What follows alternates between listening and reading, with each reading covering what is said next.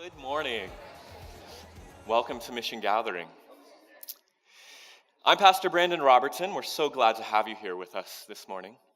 And if you're joining us, if you were here last week, you know we kicked off a new series called Polarized, Politics According to Jesus. And again, this is always kind of a controversial topic in church, right? Because we're so often conditioned to think that church and politics should never mix for good reason. Throughout history, so many people have misused religion and politics together to do horrendous acts of injustice around the world. But last week, we also discovered that inherent to following Jesus is political action. We said that the Christian faith is inherently political because the earliest followers of Jesus were preaching a gospel that was against the Roman Empire. It was fundamentally political. Today, I want to take us to a story from the Gospels where we're going to look at how Jesus directly engaged the question of how Christians should engage in the political system. And so I want to invite you to turn your eyes to the screen as we look at this passage from Luke chapter 20. This is what it says, if I can find it.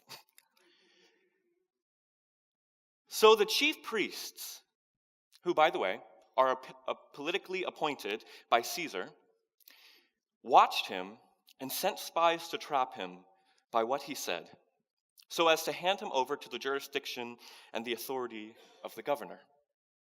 We're going to stop there. Do you see what's happening in this passage? Probably not. In the ancient world, just as in our world, religious powers had intermingled with political powers. And religious leaders had become tools of the state. In this political arrangement, the Jewish leaders were free to practice their religion as they saw fit, so long as they also carried out Caesar's bidding. This deal sounded really good to the religious leaders in Jesus' day. They were granted a level of political access and power over their own people. And the governor treated them with wealth and status so long as they kept the peace among their religious adherents and encouraged their people to honor the king, Caesar. But as is often the case, when greed and power are our motivation, how many of us know that things tend to go wrong really quickly? Have you looked around even in our country today? There are so many religious leaders that intermingle with power. And as soon as they start getting political power and access, what begins happening? They begin to dilute their faith. They begin not to speak with conviction about what Jesus said, but instead want to preserve their place at the table of power. The Jewish people, they worshiped only one God. And they believed that their God was the king and the ruler over all. Inherent to the Jewish faith, inherent in the Ten Commandments, was this idea that they could never pledge their allegiance to anyone other than to God.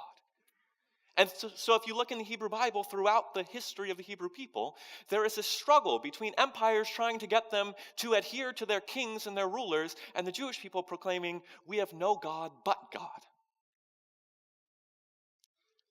They were, especially as followers of this monotheistic God, hesitant to obey or to pledge allegiance to any ruler that was currently unjustly occupying their land. And in this current situation, as we see in this passage, Israel is being occupied by the Roman government. So when the Roman government comes along to the Jewish people and tells them they need to adhere to Caesar, you can see also why they're a little hesitant. This empire has come into their land, taken over and said, you need to start adhering to our way of doing things. And again, the Jewish people believed that God was their only ruler. So this was a struggle for them. Because the religious Jews of the first century looked around and saw that their religious leaders had intermingled with political leaders, they were really distrustful of the religious establishment, and rightfully so. In the first century, uprisings were common. People in the Jewish land of Israel were ready to topple the Roman Empire at any chance they got. They were ready to rise up and declare that the system that was occupying their land was unjust and incompatible with the way that they believed their world should be organized. After all, the Jewish people believed in this thing called a Messiah. And I think a lot of us in this room, how many of you have heard the word Messiah? I assume most of us. But most of us probably grew up or learned that word as a religious term. But for the Jewish people, the Messiah wasn't really a religious figure at all. He was a political liberator. Sent by God, appointed by God, yes, but sent to overthrow the oppressive regimes that continually oppressed the Jewish people. And so in the first century, tons of would-be messiahs showed up on the scene, believing they were called from God to help liberate their people. And they would get disciples around them, and they'd talk about this vision to overthrow the Roman Empire, and often they would lead an uprising. And do you know how Rome would respond? We looked at this a couple weeks ago. They would crucify the ruler. Does that sound familiar? The people were longing for a Messiah to come and save them. And as many did, as many claimed to be the Messiah, they were crushed time and time again by Rome. So when Jesus comes on the scene, the religious leaders are very aware of what he's trying to do. In their mind, he's just another one of these revolutionaries, another would-be Messiah who simply they were going to wait for him to cross the legal boundary, arrest him, and crucify him, and end this little movement that he was trying to start. By the time we get to this passage in Luke chapter 20, the religious leaders had a good reason to believe that an uprising by Jesus and his followers were imminent. Just a few days earlier, if you were to look in the chapter before this, we see this familiar scene of Jesus riding into Jerusalem on a donkey with people waving palm branches and declaring Hosanna, which is a political phrase saying the king has come. So the religious establishment is looking at this Jesus, and they're expecting him to lead a political uprising any moment because he's just entered the city as a king, a would-be king. So the religious leaders, as we see, are watching Jesus closely. Our passage begins by telling us that they sent spies to listen, to ask him hard questions, and to try to get him to announce his anti-imperial resistance so that they could arrest him. The passage continues. So they asked, "Teacher, we know that you're right in what you say and you teach, and you show deference to no one, but teach the way of God in accordance with the truth. Therefore, is it lawful to pay taxes to the emperor or not?" These are some sneaky sons of guns, aren't they? As you know, in this passage we already talked about, the common Jewish teaching was that you should pay deference to no one but God, and especially not to another human.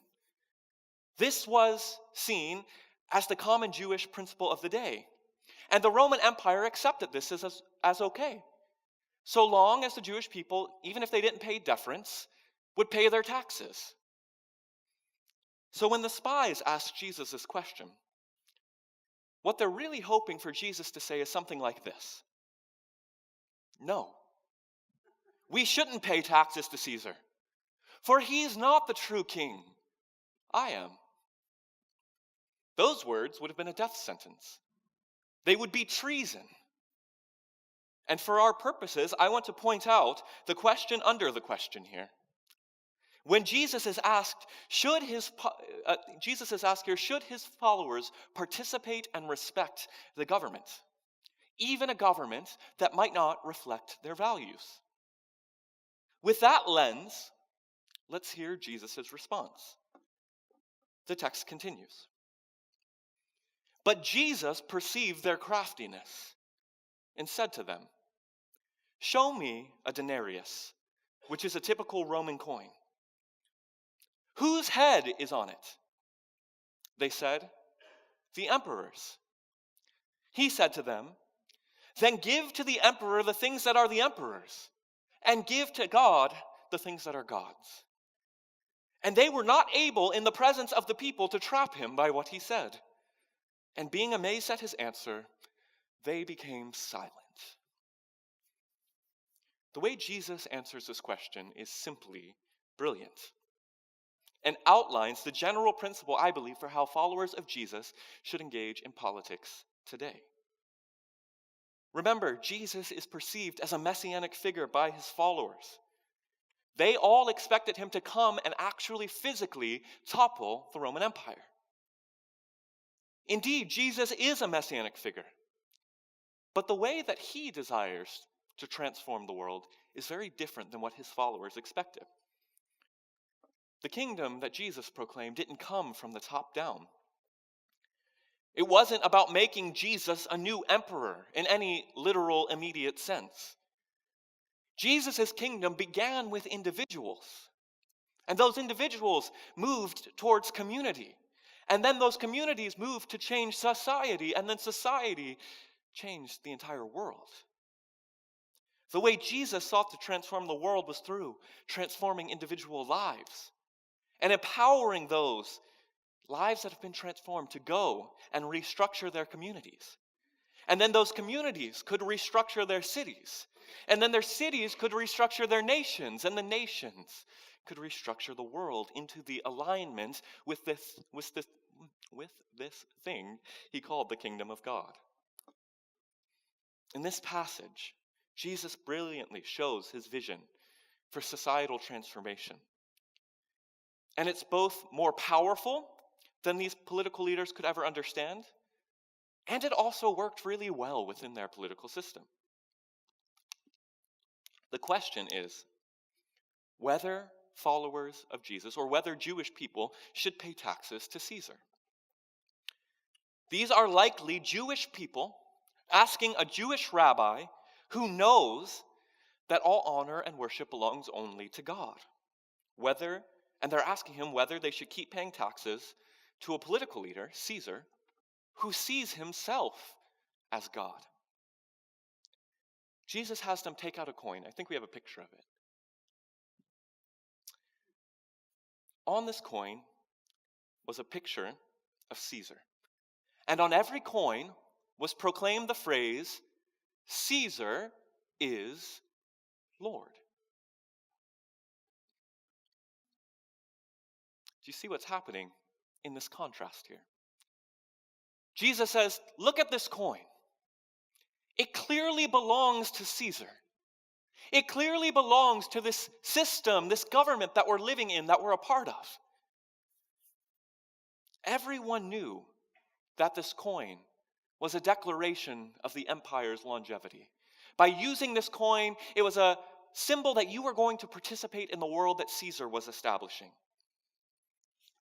When Jesus asks them whose name is on the coin, the spies answer that it's Caesar's name and it's Caesar's face, of course.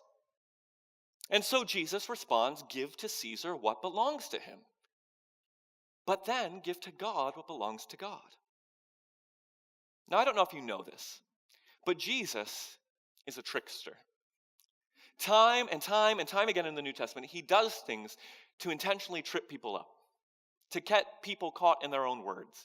You see, it's kind of funny in this situation because these spies come to try to trip Jesus up, and he actually, through this statement, messes with their heads completely. Because he says, give to Caesar's what belongs to Caesar's. Jesus says these mere coins, as important as they might be in society, these are things made by the empire. And empires are temporary, just like the coins. So as long as the empire stands, in order to live a normal life, Jesus says, give to the empire what belongs to it. Play the game. He says mere coins don't offend God. But as you play the game of empire, remember that you need to give God what is God's. And what is God's? Everything. Do you see what he did there? He said, give the coins that Caesar made back to Caesar. Respect the rules of the systems that you live within. But then live your life with your deepest allegiance and affections pointed towards God. Give your deepest honor to God alone. Live your life according to God's laws and God's principles. Jesus says this because he knows two things. First, that empire could never stop individuals and their communities from living and worshiping God. For there was no way that any empire could ever see the posture of heart of the people that lived within it. The second thing that Jesus knew is that when people engaged in seemingly harmless acts of justice and mercy and charity, the acts that God calls them to, then society will be transformed. Time and time again, Jesus teaches, along with the prophets of the Hebrew Bible, that acts of justice are meant to be done regularly and quietly. They're meant to be done humbly, not so others can see and praise you for these actions, but so that God can see you, and God's work will expand throughout the earth without any empire ever realizing it's happening under their nose. Translate this and these principles into our own day. Jesus says, participate in and respect the political system. I think I can also make the assumption that if Jesus were living in a democratic society, he'd also say, go out and engage, vote, do the things that keep the political system going. But make sure that as you engage, make sure that as you vote in the system, that your values aren't for your own self-interest, but they're God's values. As you engage in the political system and as you engage in every aspect of life, always be looking to see if you're acting out of greed, if you're acting on your own benefit and for your own privilege, or if you're acting for the good of your neighbor and of your enemy. This is literally what it means to be salt and light. How can we share the light of God's love? How can we flavor society if we're not engaged in it? To be an effective disciple of Jesus means that we're called to engage in our society, to engage in culture, to engage in our political system. One other caveat here. This doesn't mean that we blindly engage with things that the government does that are unjust and that are against the values of the kingdom. Part of the reason that Jesus is on the radar of the political and religious leaders of his day is precisely because he, time and time again, boldly spoke truth to power. In the tradition of the prophets, Jesus steps up and names political leaders and calls them out for their injustice. This is the tradition we stand in. One that, yes, engages in government, engages in the political system, but isn't afraid to say when a political leader or the government does something that's antithetical to the values of the kingdom, that we speak up, we name it, we call it out, we demand change. Jesus is a faithful teacher in this tradition.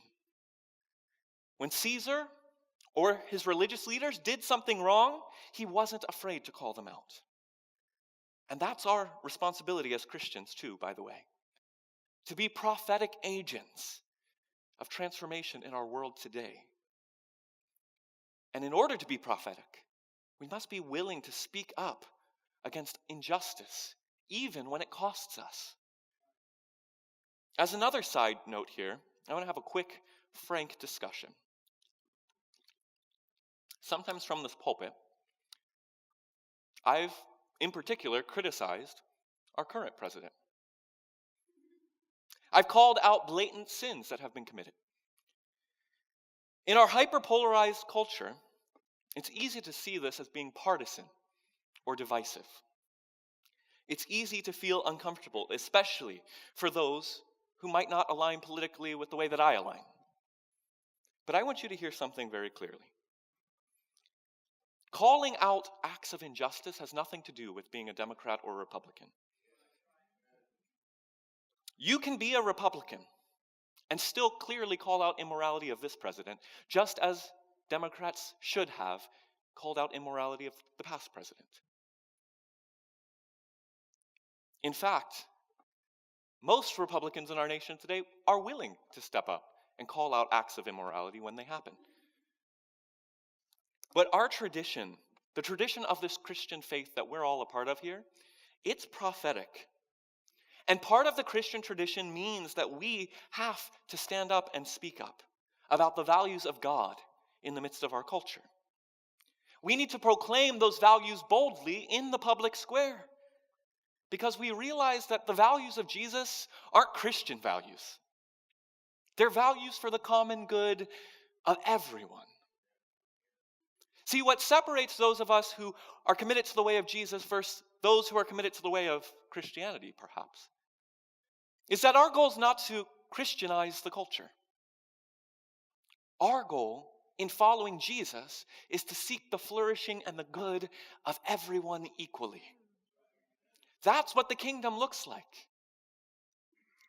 And that kingdom expands through acts of individual justice, but it also expands through engaging in political systems. Again, this tradition of speaking truth to power is all throughout the Bible. Have you heard the story of the Hebrew Bible of the three men who spoke against King Nebuchadnezzar and said, "We will not bow down to your image"? And what did he do? I think we have a picture of it.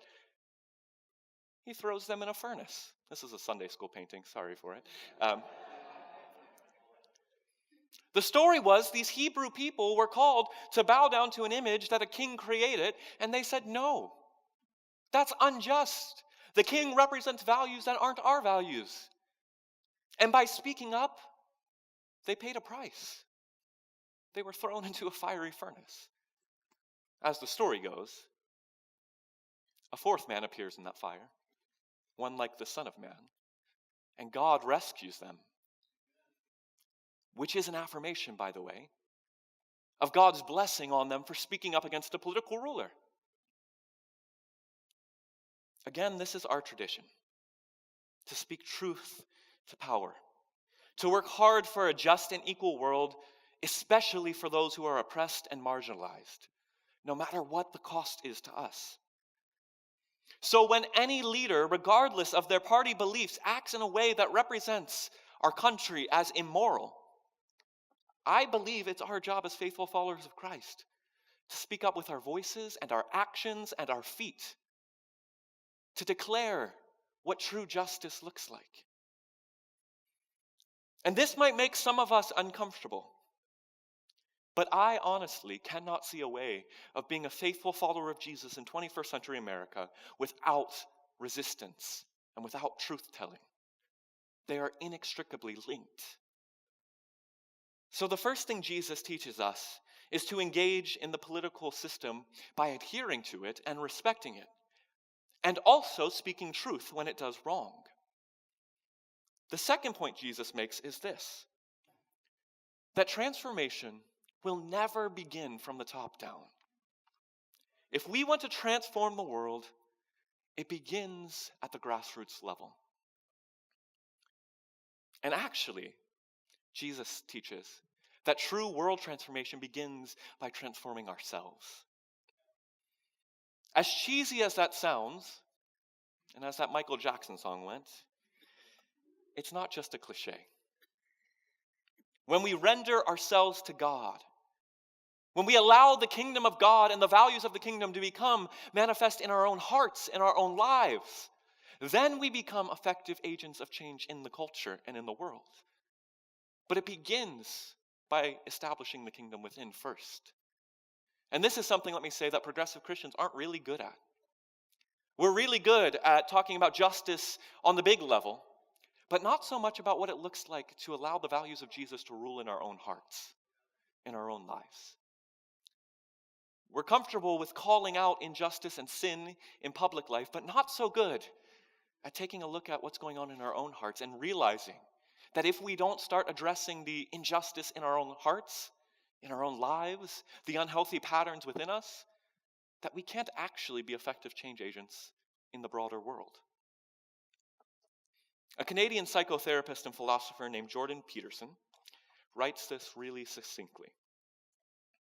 He writes this: "The American English poet T.S. Eliot explained why in his play The Cocktail Party, one of his characters is not having a good time. She speaks of her profound unhappiness to her psychiatrist. She hopes that all of her suffering is her own fault. The psychiatrist is taken aback. He asks why she's thinking this way. She thought long and hard about this, she says, and comes back with the following conclusion. She wants to believe it's her fault because then she might be able to do something about it.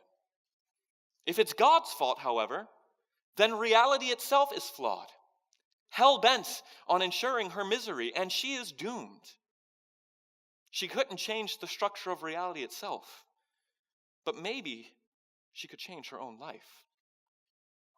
Now, there are parts of that I may or may not agree with. But the idea there is this: that if we want to start changing the world around us, we need to set our own house in order first. And when we realize that we have power and responsibility over our own lives to change and transform things, that liberates us, doesn't it? It's one thing to think of your problems as external, things happening to you. It's completely other when you're able to take hold of your own life and begin conforming it to the image of Jesus. Begin asking, how can I live more justly? How can I live in a way that honors my friends, my neighbors, and even my enemies? If we begin by reining in our own desires, cutting out the excess in our own lives, we become more whole and healthy and more able to do bigger acts of transformative justice in our world around us. When we take time to look at the log in our own eye, as Jesus says, then we're better able to help out our neighbor and remove the speck in their eye. If we're going to be effective agents of change in our society, we must begin by first submitting our own hearts and our own mind to the way of God, becoming healthy and whole people like God desires us to be. And now this isn't going to be, by the way, a neat process.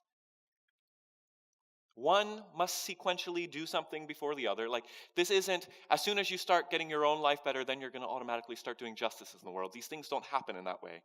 These things all need to be happening at one time. So I'm not saying go sit at your house for the next 4 years and try to get your life in order and then start doing justice in the world. No, these go side by side. But so often, and I know this coming from the world of activism, so many people get so fired up and step out into the world and begin speaking truth to power, only to get burnt out and hurt 6 months later. And that's no good for anyone. If we make sure that we're healthy, grounded, rooted in God, then then we're connected to the source that gives us our strength, and we become the change agents that God calls us to be in the world.